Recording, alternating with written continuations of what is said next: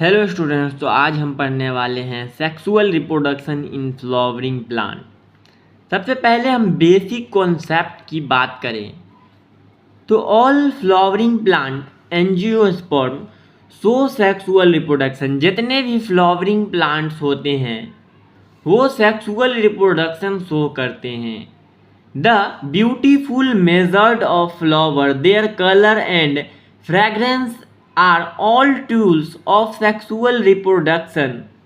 The color and scent help to attract insect pollinators. जो colour और Saint होता है वो हेल्प करता है इंसेक्ट को हेल्प करता है, पॉलिनेशन करने में हेल्प करता है, इंसेक्ट को अट्रैक्ट करने में हेल्प करता है कलर और scent. Fruit and seeds are end product of sexual reproduction. जो फ्रूट और सीड्स होते हैं, फ्रूट और सीड्स जो हैं ये fruit and seeds are end product of sexual reproduction. Fruit और सीड्स जो होते हैं वो इंड प्रोडक्ट होते हैं, सेक्सुअल रिप्रोडक्शन का इंड प्रोडक्ट होते हैं। उसके बाद हम देखें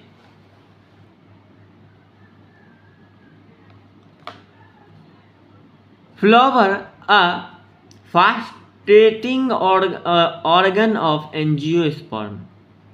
टू द बायोलॉजिस्ट के अकॉर्डिंग फ्लावर क्या होता है? टू द बायोलॉजिस्ट के according flower are morphological marvel and embryological marvel. Biologist के अकॉर्डिंग जो है फ्लावर ये मॉर्फोलॉजिकल मार्वल होता है और फ्लावर ये एम्ब्रियोलॉजिकल मार्वल होता है। And sites of sexual reproduction, मतलब कि इसमें सेक्सुअल रिप्रोडक्शन होते हैं। टू द बायोलॉजिस्ट के अकॉर्डिंग फ्लावर ये मॉर्फोलॉजिकल मार्वल होता है और फ्लावर ये एम्ब्रियोलॉजिकल मार्वल होता है और इसमें साइट्स ऑफ सेक्सुअल रिप्रोडक्शन हमें देखने को मिलते हैं।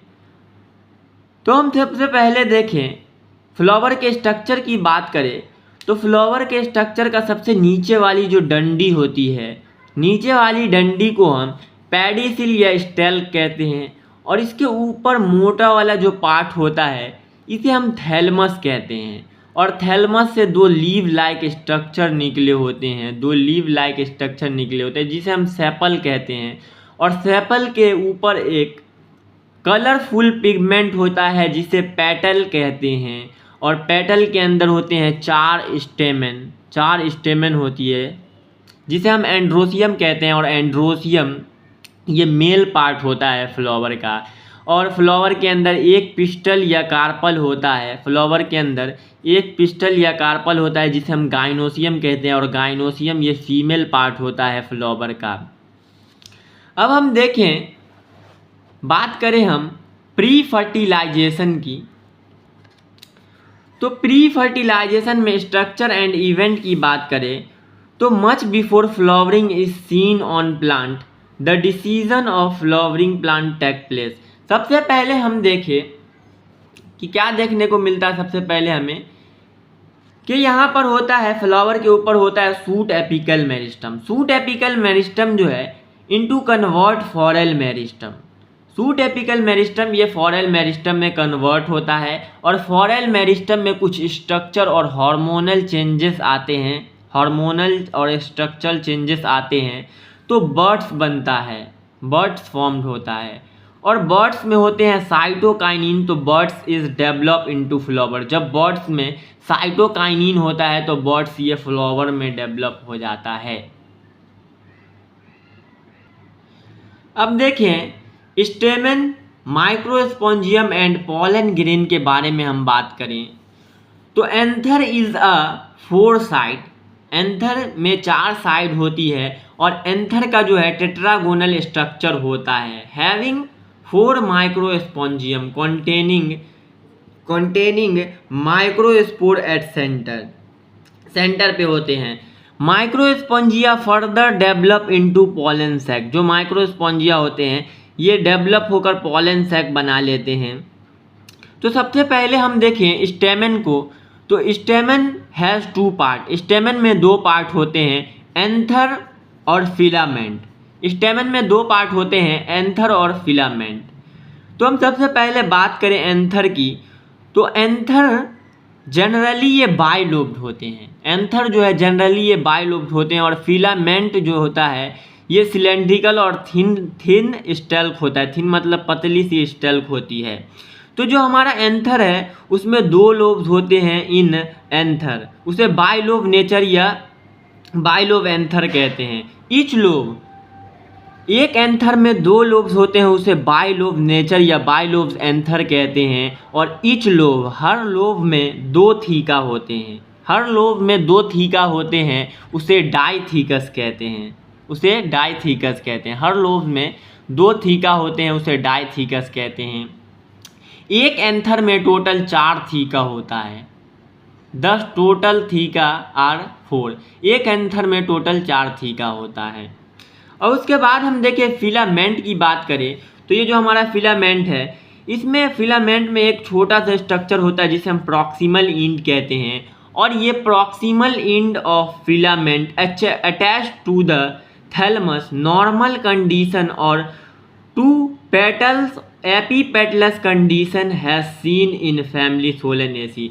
जो हमारा प्रॉक्सिमल इंड है ये नॉर्मल कंडीशन में थैलमस से अटैच होता है, नॉर्मल कंडीशन में ये थैलमस से अटैच होता है। और एपीपेटलस कंडीशन में ये पेटल से कनेक्ट होता है, पेटल से कनेक्ट होता है। ये हमें देखने को मिलता है scene in family Solanaceae, Solanaceae में हमें ये कंडीशन देखने को मिलता है। अब हम बात करें माइक्रोस्पोंजियम की, तो माइक्रोस्पोंजियम की बात करें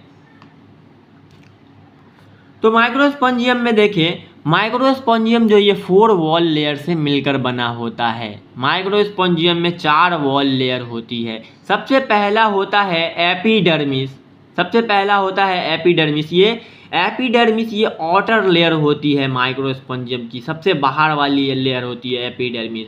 उसके बाद आता है एंडोथीसियम, एंडोथीसियम आता है उसके बाद आता है हमारा मिडिल लेयर। और सबसे इनर मोस्ट लेयर जो होती है उसे हम टैपिटम कहते हैं, सबसे इनर मोस्ट लेयर जो होती है उसे हम टैपिटम कहते हैं। एपिडर्मिस, एंडोथीसियम और मिडिल लेयर ये एंथर को प्रोटेक्ट करती है और डेंससाइज, एंथर को फटने में हेल्प करती है। लेकिन टैपिटम ये नरिशमेंट प्रोवाइड करता है, डेवलपिंग पॉलन को ये नरिशमेंट प्रोवाइड करता है। और टैपिटम में डेंस प्रोटोप्लाज्म होते हैं और मोर देन 1 न्यूक्लियस होता है टैपिटम में। एक माइक्रोस्पोंजियम में हम देखें तो एक माइक्रोस्पोंजियम में टोटल 4 माइक्रोस्पोर होते हैं, माइक्रोस्पोंजिया होते हैं। तो अब हम यहाँ पर देखें तो हमने उसके स्ट्रक्चर से समझ लिया। अब हम उसके डिफिनेशन को देखें, स्ट्रक्चर ऑफ माइक्रोस्पोंजियम। तो in transverse section a microsporangium appear circular in outline, it is generally surrounded by 4 wall layer. इसमें जो है माइक्रोस्पोंजियम में generally surrounded by 4 wall layer, इसमें 4 वॉल लेयर होती है। सबसे आउटर मोस्ट लेयर जो होती है उसे हम एपिडर्मिस कहते हैं। देन उसके बाद आता है हमारा एंडोथीसियम, दूसरी लेयर जो होती है उसके बाद एंडोथीसियम। उसके बाद देन आती है middle layer and then inner most layer जिसे हम टैपिटम कहते हैं। जो इनर मोस्ट लेयर सबसे अंदर वाली लेयर होती है उसे हम टैपिटम कहते हैं। Tapetum cell are closest to the developing pollen, developing pollen के क्लोजेस्ट होती है tapetum cell. Thus they provide nourishment, tapetum cell जो है ये नरिशमेंट प्रोवाइड करती है। नरिशमेंट मतलब न्यूट्रेंट प्रोवाइड करती है to developing pollen, developing pollen को ये नरिशमेंट प्रोवाइड करती है, न्यूट्रेंट प्रोवाइड करती है tapetum cell. Tapetum cell have dense cytoplasm या protoplasm and more than 1 nucleus. Tapetum cell में डेंस प्रोटोप्लाज्म होता है एंड मोर देन 1 न्यूक्लियस होता है। और हमारा एपिडर्मिस, एंडोथीसियम और मिडिल लेयर जो है ये protective and help in dehiscence of anther to release pollen. ये प्रोटेक्टिव लेयर होती है और ये एंथर को डेंसिसाइज करने में, फटने में, डेंसिसाइज मतलब होता है फटना, एंथर को डेंसिसाइज यानी कि फटने में हेल्प करती है और जब एंथर फटता है तो पॉलन रिलीज होता है। Then the anther is young a group of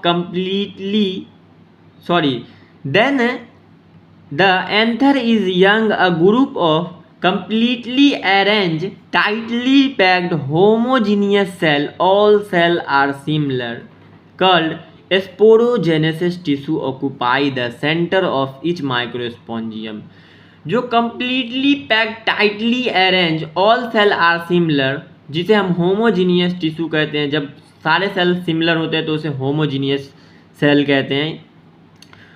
तो सारे सेल एक जैसे हैं और टाइटली अरेंज है और कम्प्लीटली पैक्ड है, तो हम उसी सेल को हम स्पोरोजीनियस टिश्यू कहते हैं। और स्पोरोजीनियस टिश्यू ये माइक्रोस्पोंजियम के सेंटर पे होता है।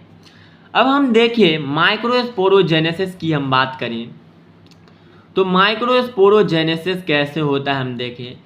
माइक्रोस्पोरोजेनेसिस की हम बात करें तो young anther has a group of completely arranged, tightly packed, homogeneous cell. All cells are similar, called the sporogenous tissue, occupy the center of each microspongium. जो यंग एंथर होती है उसमें कम्प्लीटली पैक, टाइटली अरेंज जो sporogenesis tissue होती है, सब एक जैसी, कम्प्लीटली पैक, टाइटली अरेंज, यही है हमारी स्पोरोजेनेसिस टिश्यू। ये जो हमारी स्पोरोजेनेसिस टिश्यू होती है, हर स्पोरोजेनेसिस टिश्यू के पास होता है पोटेंशियल पॉलन मदर सेल बनाने का, या microspore mother cell, mega spore mother cell, pollen mother cell बनाने का सबके पास पोटेंशियल पॉलन होता है। तो each cell of sporogenous tissue is potential pollen. हर स्पोरोजीनियस सेल के पास पोटेंशियल पॉलन मदर सेल बनाने का होता है। तो क्या करती है, जो स्पोरोजेनेसिस टिश्यू होती है, ये स्पोरोजेनेसिस टिश्यू क्या करती है, बनाती है पॉलन मदर सेल। जैसे ही sporogenous tissue pollen mother cell बनाती है और पॉलन मदर सेल ये डिप्लॉयड होते हैं। तो जब ये पॉलन मदर सेल बनाती है और पॉलन मदर सेल डिप्लॉयड होते हैं तो इस डिप्लॉयड पॉलन मदर सेल में मियोसिस या माइक्रोस्पोरोजेनेसिस होता है। तो 4 cluster of microspore, haploid microspore बनते हैं। तो पॉलन मदर सेल से 4 क्लस्टर हैप्लॉयड माइक्रोस्पोर बनते हैं, जो कि क्लस्टर हैप्लॉयड माइक्रोस्पोर बनते हैं, जो कि एक दूसरे से क्लोजली अटैच होते हैं। जब एंथर मैच्योर एंड डिहाइड्रेट होता है, तो 4 पॉलन ग्रेन बनती है जो कि हैप्लॉयड होती है, और इसी पॉलन ग्रेन को हम मेल गैमेटोफाइट भी कह सकते हैं। अब हम बात करते हैं पॉलन के स्ट्रक्चर के बारे में हम बात करें तो पॉलन की सबसे जो आउटर लेयर होती है पॉलन की, वो एक्साइन होती है। और एक्साइन जो है ये हार्ड आउटर लेयर होती है, is made of sporopollenin. Exine layer जो है ये बहुत ही हार्ड लेयर, आउटर लेयर होती है, जो कि बनी होती है स्पोरोपोलिनिन से। और स्पोरोपोलिनिन की बात करें तो it is one of the most resistant material known. It can withstand high temperature, strong acid and alkali. No enzyme that degrades sporopollenin is so far now. तो स्पोरोपोलिनिन जो है ये दुनिया का सबसे रेसिस्टेंट ऑर्गेनिक कंपाउंड होता है, जिसको ना कोई ऑर्गेनिक मटेरियल, ना कोई ऑर्गेनिक कंपाउंड, और ना ही कोई हाई टेम्परेचर, और ना ही कोई एसिड, और ना ही कोई अल्कली तोड़ पाया है। तो एक्साइन लेयर जो होती है, पॉलन की एक्साइन लेयर जो होती है सबसे आउटर लेयर होती है, और ये बनी होती है स्पोरोपोलिनिन से, और sporopollenin is absent at germ pore पर स्पोरोपोलिनिन अब्सेंट होता है। जर्म पोर क्या होता है? पॉलन की जर्मिनेशन के लिए छोड़े हुए पोर को हम जर्म पोर कहते हैं। उसके बाद दूसरी लेयर जो होती है उसे इंटाइन लेयर कहते हैं। दूसरी लेयर जो होती है हमारी इंटाइन लेयर होती है। इंटाइन लेयर इनर लेयर होती है और ये थिन कंटिन्यूअस लेयर होती है, मतलब ये कंटिन्यूअस लेयर होती है, थिन पतली लेयर होती है, मेड ऑफ सेलुलोज और पैक्टिन की बनी होती है। इंटाइन लेयर सेलुलोज और पैक्टिन की बनी होती है। जो हमारा जो हमारा पॉलन है इसका डायमीटर होता है 25 से 50 माइक्रोमीटर इन डायमीटर। इसका लेंथ होता है 25 से 50 माइक्रोमीटर इन डायमीटर होता है। अब पॉलन को हम आगे और देखें, तो इसमें होता है वेजिटेटिव सेल, और वेजिटेटिव सेल बिगर सेल होता है, बहुत बड़ा सेल होता है। Has abundant food reserve and large irregular shape nucleus. इसमें जो है लार्ज इर्रेगुलर शेप न्यूक्लियस होता है और इसमें डेंस प्रोटोप्लाज्म होता है जो कि फूड को रिसीव करता है।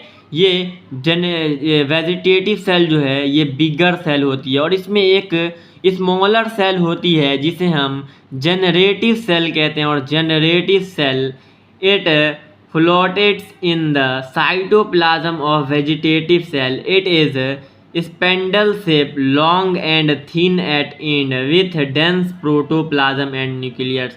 जो हमारा जनरेटिव सेल है इसमें भी डेंस प्रोटोप्लाज्म एंड न्यूक्लियस होता है, डेंस प्रोटोप्लाज्म और न्यूक्लियस होता है। तो अब हम आगे देखें, बात करते हैं। अब हम पॉलन पिस्टल इंट्रैक्शन के बारे में बात करते हैं। उससे पहले हम सबसे पहले यहाँ पर देखें कि एक नोट दी गई हुई है कि in 60% of angiosperm the pollen shaped at 2 cell stage, 1 vegetative cell plus generative cell. क्या होता है? 60% एंजियोस्पर्म 2 सेल स्टेज में पॉलन रिलीज करते हैं और 40% एंजियोस्पर्म 3 सेल स्टेज में पॉलन रिलीज करते हैं। अब हम बात करें पॉलन वाइबिलिटी और इसके इम्पोर्टेंस की बात करें। पॉलन वाइबिलिटी एंड इम्पोर्टेंस क्या होता है? तो सबसे पहले हम देखें pollen viability. Pollen has to land on stigma before losing is viability, depends on temperature and humidity. तो जब पॉलन अपनी वाइबिलिटी लूज करता है तो ये स्टिग्मा पर लैंड करता है। स्टिग्मा क्या होता है? जो हमारा पिस्टल या कार्पल है उसका सबसे ऊपर वाला जो पार्ट होता है वो स्टिग्मा होता है। स्टिग्मा वह प्लेटफॉर्म होता है जहाँ पर पॉलन लैंड करता है। जब पॉलन अपनी वाइबिलिटी को लूज़ करता है तो ये पॉलन जाता है स्टिग्मा पर और ये डिपेंड करता है ह्यूमिडिटी और टेम्परेचर पर डिपेंड करता है। हम बात करें cereals like viability time for cereals like rice और बीट की पॉलन वाइबिलिटी की बात करें तो इसकी पॉलन वाइबिलिटी होती है 30 मिनट्स होती है। और viability for some members of families की पॉलन वाइबिलिटी की बात करें तो जैसे कि solanaceae, rosaceae leguminosae एसी, इसकी पॉलन वाइबिलिटी होती है फ्यू मंथ होती है इसकी पॉलन वाइबिलिटी। अब हम बात करें कि पॉलन की क्या क्या इम्पोर्टेंट्स हैं। तो pollen are rich in nutrients. Pollen जो है ये न्यूट्रेंट्स में रिच होते हैं। They are use has supplement. ये सप्लीमेंट में इसका यूज़ किया जाता है, मतलब पॉलन का यूज़ दवा वगैरह, टैबलेट वगैरह में भी यूज़ किया जाता है। और पॉलन ये न्यूट्रेंट न्यूट्रेंट में रिच होते हैं।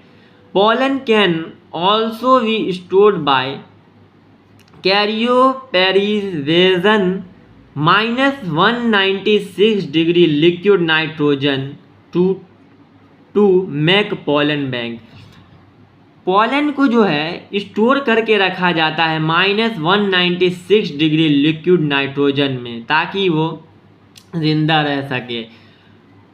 Note, pollen of some plant like Parthenium जिसे हम कैरोट ग्रास कहते हैं, cause allergy and respiratory disorder like asthma bronchitis in humans.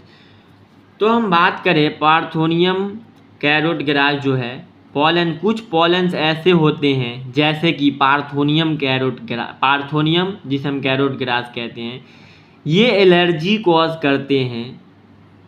Cause करते हैं जैसे कि respiratory disorder like asthma, bronchial problem, breathing problem, इस तरह की एलर्जी को कॉज करते हैं ये।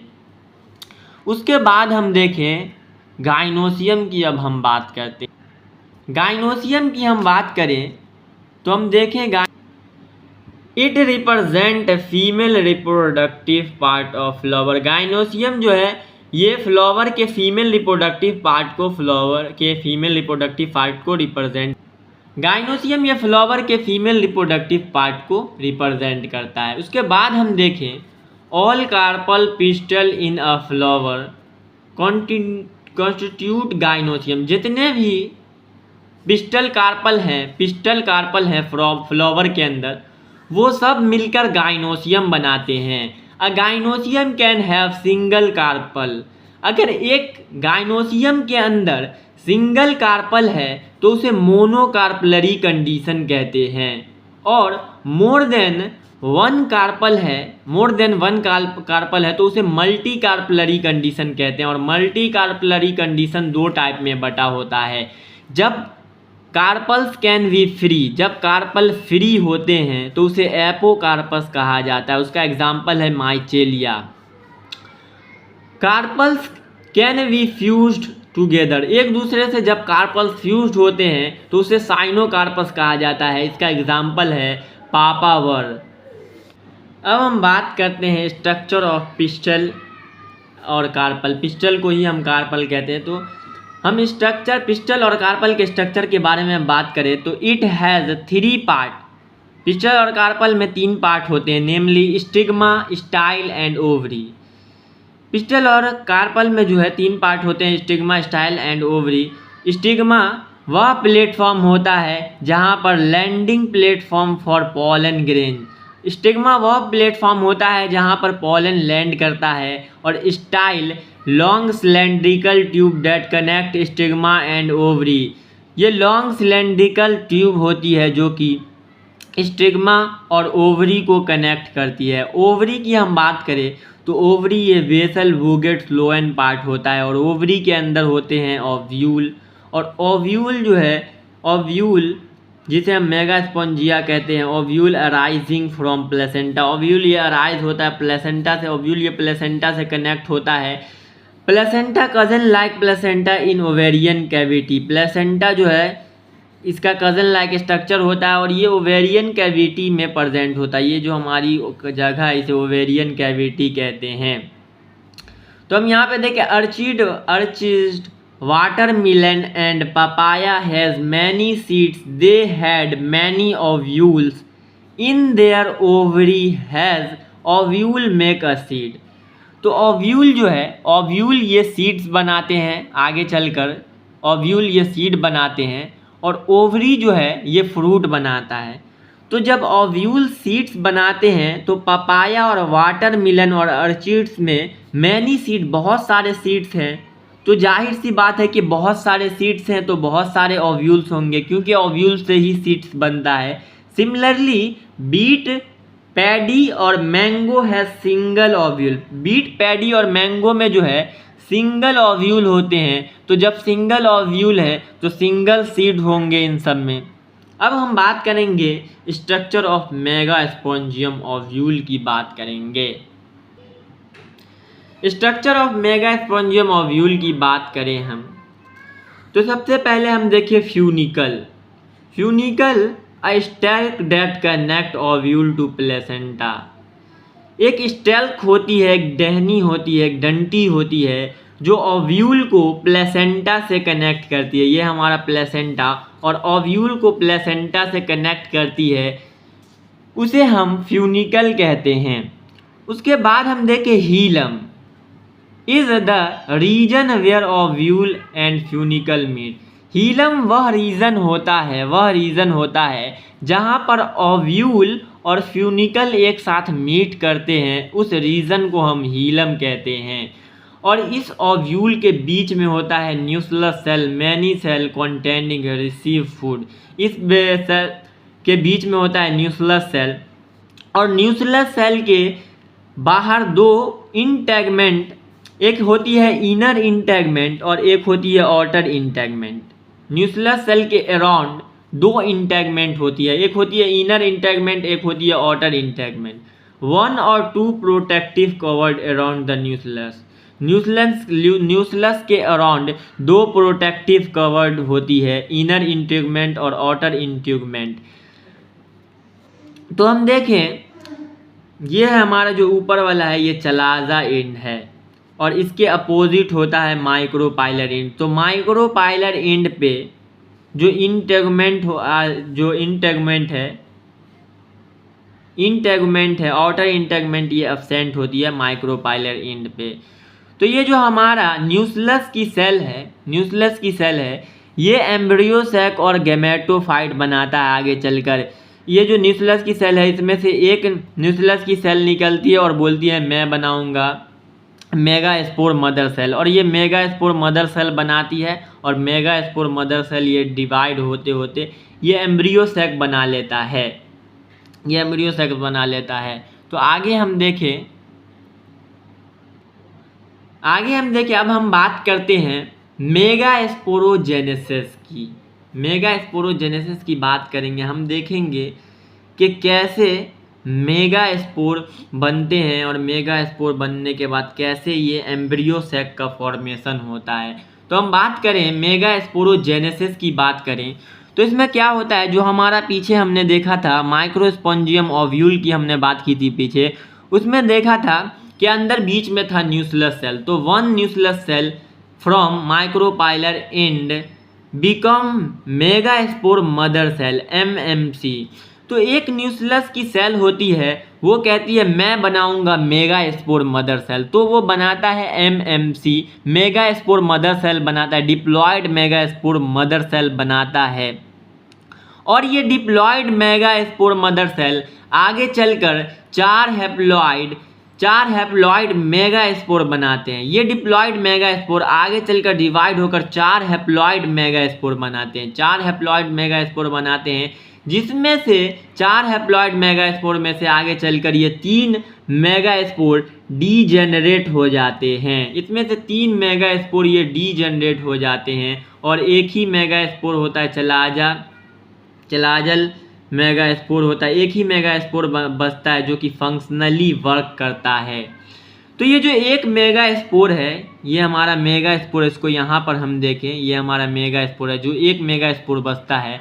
ये जो एक मेगास्पोर है, इस एक मेगास्पोर के अंदर होता है साइटोप्लाज्म, और इसके अंदर बीच में होता है न्यूक्लियस। तो ये जो फंक्शनली मेगास्पोर है, ओनली 1 मेगास्पोर फंक्शनल होता है, फंक्शनल वर्क करता है ओनली 1 मेगास्पोर, कल उसे मोनोस्पोरिक डेवलपमेंट कहते हैं।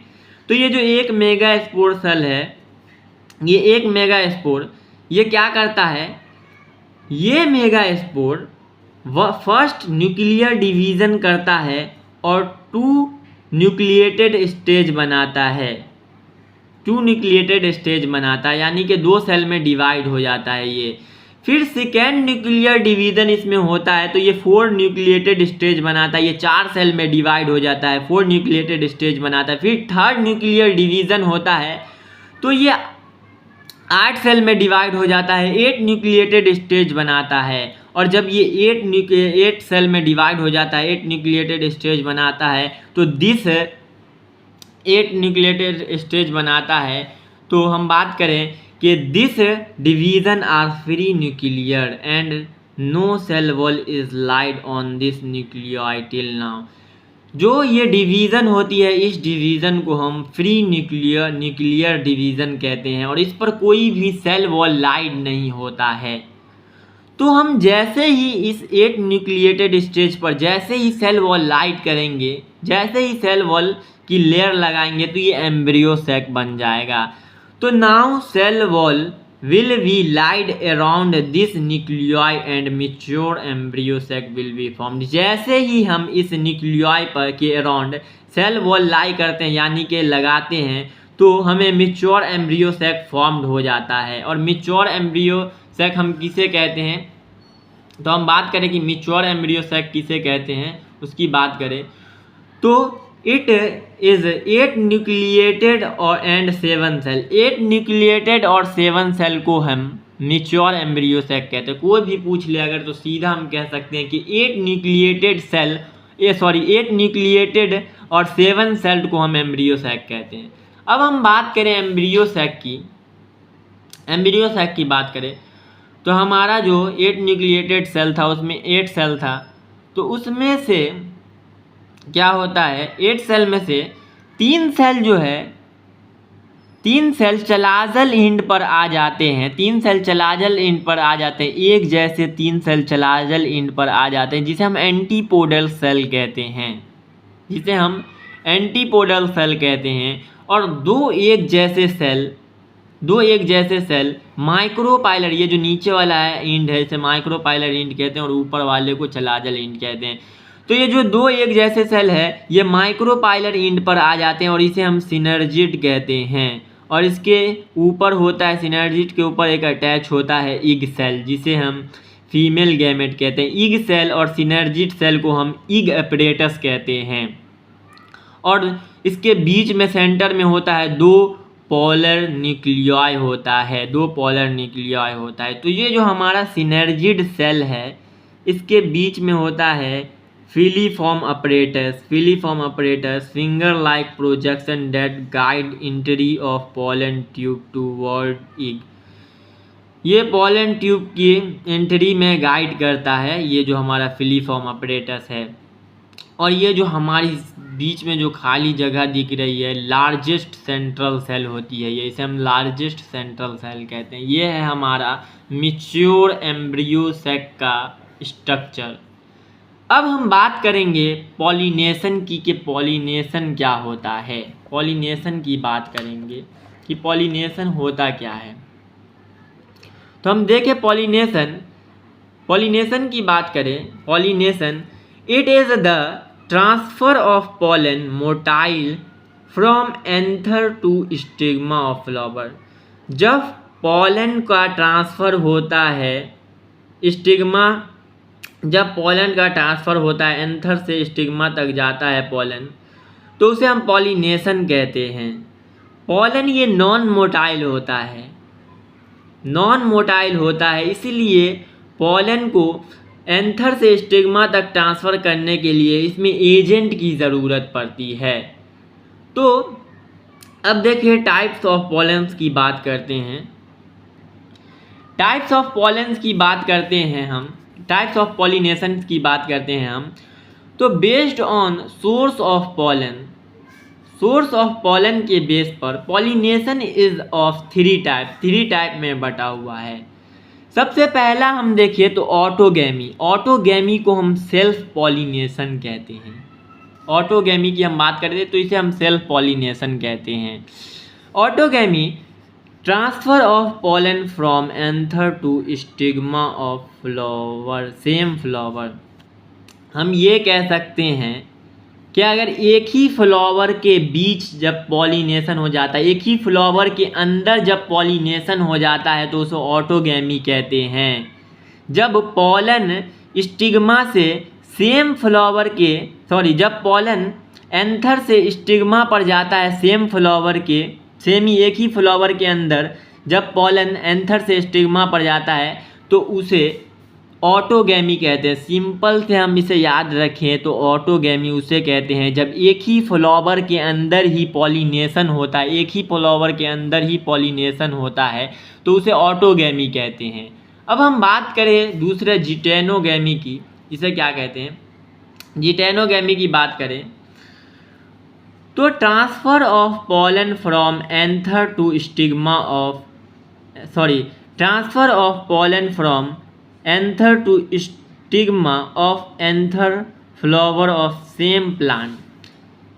जब सेम प्लांट के दो अलग अलग फ्लावर के बीच पॉलिनेशन होता है तो उसे जिटेनोगैमी कहते हैं। जब सेम प्लांट के एंथर से दूसरे फ्लावर के स्टिग्मा पर एक ही प्लांट के डिफरेंट फ्लावर में से, जैसे ये एक प्लांट का फ्लावर है और इस फ्लावर के एंथर से, यानी कि इस फ्लावर के एंथर से दूसरे फ्लावर के स्टिग्मा पर पॉलन जाता है तो इसे जिटेनोगैमी कहते हैं। अब जीनोगैमी की बात करें, जीनोगैमी क्या होता है तो geitonogamy transfer of pollen from anther to stigma of different flower.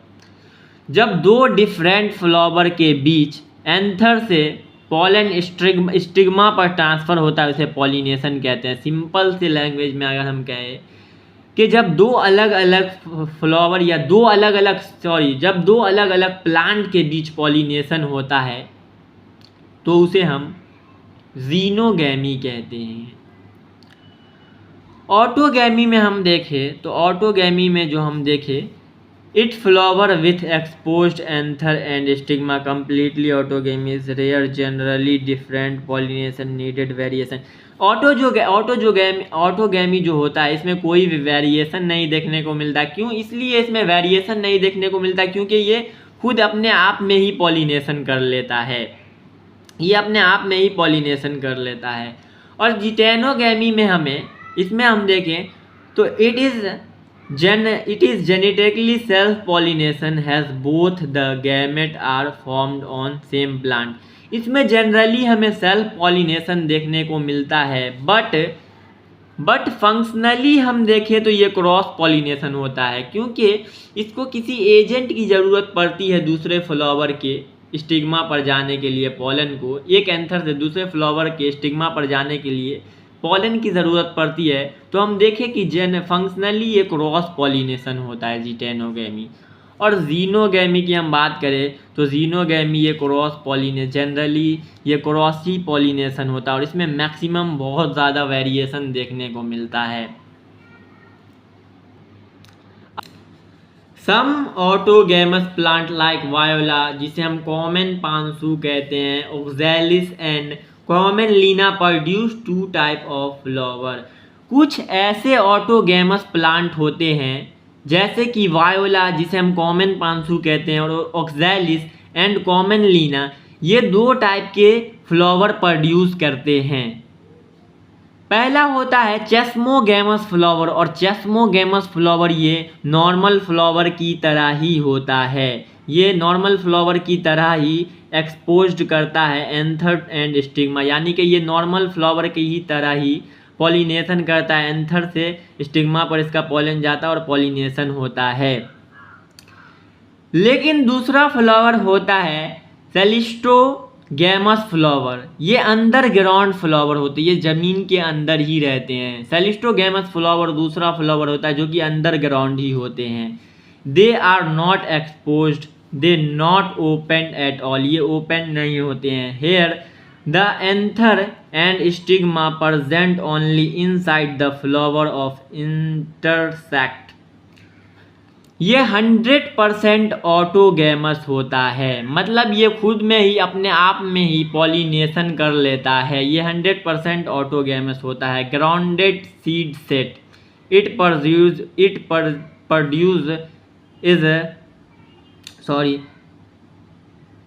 Grounded seed set is produce with pollinators. तो आज के लिए इतना ही।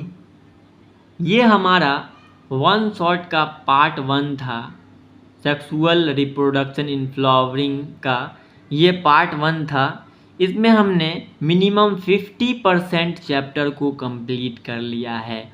अब दूसरे लेक्चर में 50% चैप्टर को कंप्लीट करेंगे और ये चैप्टर कंप्लीट हो जाएगा।